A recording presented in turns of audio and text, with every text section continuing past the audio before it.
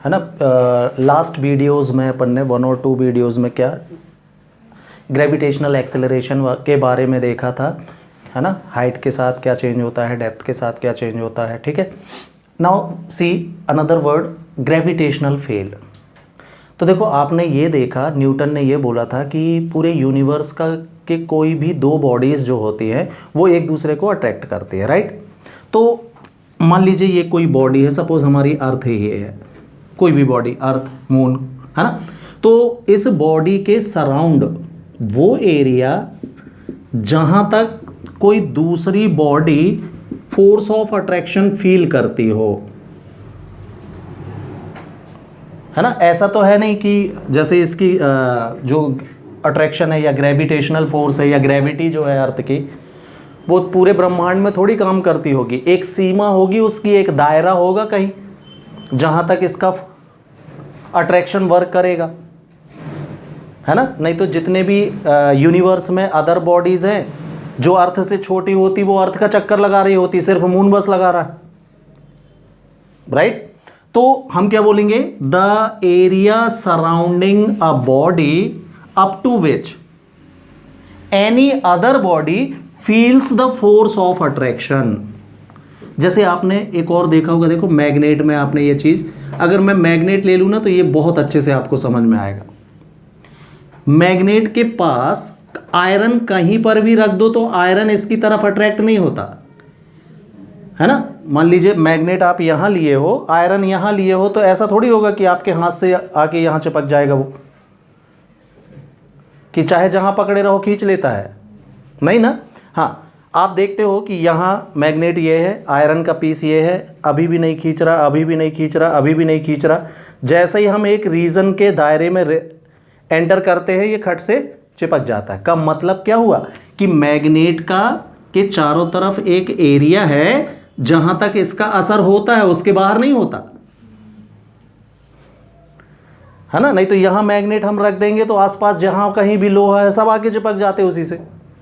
लेकिन ऐसा बिल्कुल नहीं होता भाई, जब तक आप इसके दायरे में नहीं लाओगे आयरन को, तब तक ये आयरन को अट्रैक्ट नहीं करेगा।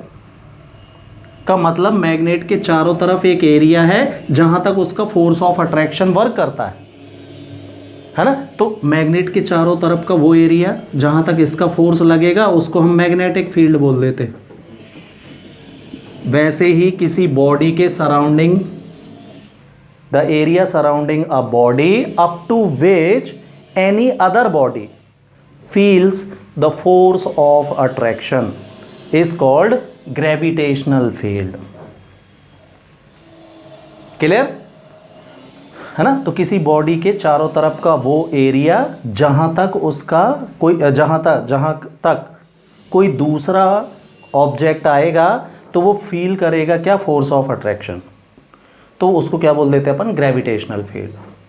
क्लियर। तो ये है भाई ग्रेविटेशनल फील्ड। अब देखना एक वर्ड और लिख रहा हूं मैं, इंटेंसिटी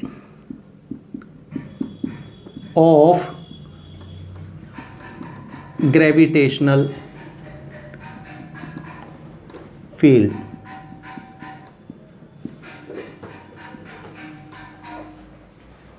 ठीक। तो देखना, मान लीजिए फील्ड तो समझ में आ गया।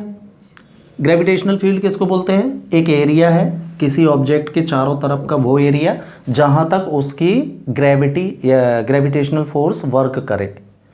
ठीक। तो अब हम क्या करें, इस फील्ड के अंदर किसी पॉइंट पर 1 kg का मैंने कोई ऑब्जेक्ट रख दिया है। कितने kg का, हाँ, यूनिट मास का। क्लियर। तो ये यूनिट मास का ऑब्जेक्ट है ना, जितना फोर्स ऑफ अट्रैक्शन फील करेगा उसको इस पॉइंट पर इंटेंसिटी ऑफ ग्रेविटेशनल फील्ड बोलते हैं। यस। तो क्या बोलेंगे हम, the force experienced bye, the force experienced by a body of unit mass when it is placed है ना, any point inside gravitational field is called intensity of gravitational field at that point. उस point पर field की intensity कहलाएगी जहां आपने 1 kg का object रखा है। क्लियर? तो इंटेंसिटी ऑफ ग्रेविटेशनल फील्ड को आई से शो करते हैं। फॉर्मूला क्या बनेगा? Force experienced by a mass N object of mass 1 kg is called intensity of gravitational field at that point. It is denoted by I, that is I is equal to F upon m. ये इसका formula बना। ठीक, तो formula F upon m बना का मात्रा का मतलब है इसकी यूनिट न्यूटन पर किलोग्राम होगी, तो फिर होगी कि नहीं? ठीक है, तो ये फॉर्मूले ये सिंपल फॉर्मूला किसका? डेफिनेशन का है। m इज इक्वल टू 1 रख दो, डेफिनेशन बन जाएगी भाई। मैंने क्या बोला definition? The force of attraction experienced bye N object of unit mass at any point inside gravitational field is called intensity of gravitational field at that point. ये बोला मैंने। तो देखना जरा, इसमें m की जगह जैसे ही आप 1 kg रखोगे तो आपकी डेफिनेशन ही तो बोलेगा। ये रख के देख लो, I is equal to F बचेगा। तो हम बोलेंगे the force experienced by a body of mass 1 unit of mass of unit mass at any point inside gravitational field is called intensity of gravitational field at that point. बन गई definition? हाँ, तो ये definition वाला formula है। ठीक है, अब इसके बाद हम करेंगे क्या? किसी ऑब्जेक्ट के कारण किसी पॉइंट पर इंटेंसिटी फाइंड करना, इंटेंसिटी का फॉर्मूला डेराइव करना। ठीक है, तो दोनों वर्ड समझ में आ गए आपको? ग्रेविटेशनल फील्ड किसको बोलेंगे? The area surrounding a body up to which any other body feels the force of attraction is called gravitational field। और intensity of gravitational field क्या है? The force of attraction experienced by a body of unit mass when it is placed at any point inside gravitational field is called intensity at that point. Intensity at that point, उस point की होगी का मतलब है कि body के आप करीब या दूर होगे तो इंटेंसिटी बदलेगी। तो ये तो आपने उसमें भी मैग्नेट में भी एक्सपीरियंस किया होगा भाई, है ना। दूर रहेगा तो कम फोर्स लगेगा, जैसे ही पास लाओगे तो बहुत तेज़ी से खींचता है मैग्नेट। फिर का मतलब अलग अलग जगह पर अलग अलग इंटेंसिटी होती है। तो देखो, सपोज हमारे पास एक बॉडी है ना, इसका मास कैपिटल M है। ठीक, इसके सेंटर O से R डिस्टेंस पर यहां कोई पॉइंट P है जिस पर हमको intensity of gravitational field find करनी है। इंटेंसिटी फाइंड करनी है पॉइंट P पर। ठीक है, तो क्या बोला मैंने? Let a body of mass m, capital M ले लेते हैं, is placed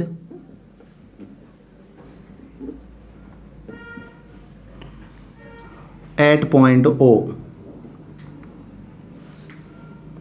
पॉइंट O पर कोई m मास की बॉडी प्लेस्ड है ना। From O at distance R there is any point P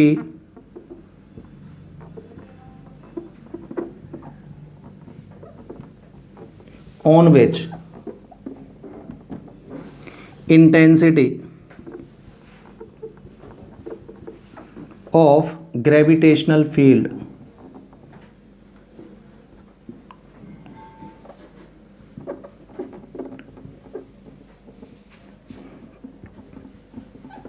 is to be found।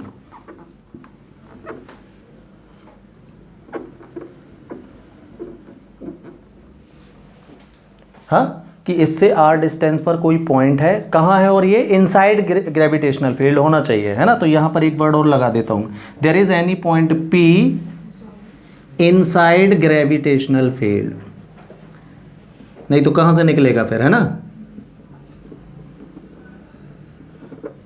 ये जरूरी है कि वो पॉइंट कहाँ हो, फील्ड के अंदर हो, नहीं तो फोर्स ही ना लगेगा उसमें, तो फिर कहाँ निकालेंगे हम, ठीक है। हाँ, तो अब इस पर इंटेंसिटी हमको फाइंड करनी है। तो अपन ने उसके लिए क्या किया, पॉइंट P पर एक m मास का एक छोटा सा ऑब्जेक्ट हमने कंसीडर कर लिया है भाई। Let us consider, yes, an object of mass small m at point P। ऐसा क्यों कर रहा हूं मैं, है ना। अब भी आपने डेफिनेशन बोली कि कोई दूसरा ऑब्जेक्ट जितने फोर्स को एक्सपीरियंस करता है वही इंटेंसिटी कहलाती है। तो मैं निकाल रहा हूं इंटेंसिटी,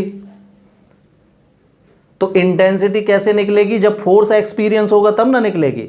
तो मेरे को फोर्स निकालना है एक्चुअली, और हमने पढ़ा है ना न्यूटन के लॉ में कि फोर्स ऑफ अट्रैक्शन दो बॉडीज पर लगता है, एक पे तो लगता ही नहीं। दूसरी बॉडी होना चाहिए ना फोर्स के लिए, कि नहीं होना चाहिए। हाँ, कहाँ है तो that's why we are considering an small object at point पे। समझ में आया क्यों कर रहे हैं। हाँ, तो हमने कंसीडर कर लिया है। Let us consider an object of mass m at point P। Then इन दोनों के बीच में लगने वाला फोर्स निकाल लो, जो फोर्स लगेगा वो इंटेंसिटी कहलाएगा, simple. Then by Newton's law of gravitation,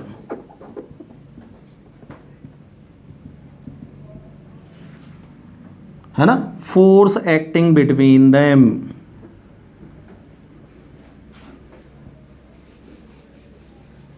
कितना होगा भाई, यस बोले। Capital F is equal to G m1 m2 upon r square, ये होता है formula. m1 m2 upon r square होता है। m1 की जगह अपना कैपिटल M है और m2 की जगह पर स्मॉल m है, इसलिए इतना हो जाएगा, ठीक है। देन अब बड़े आराम से हम इंटेंसिटी निकाल लेंगे। Intensity of gravitational field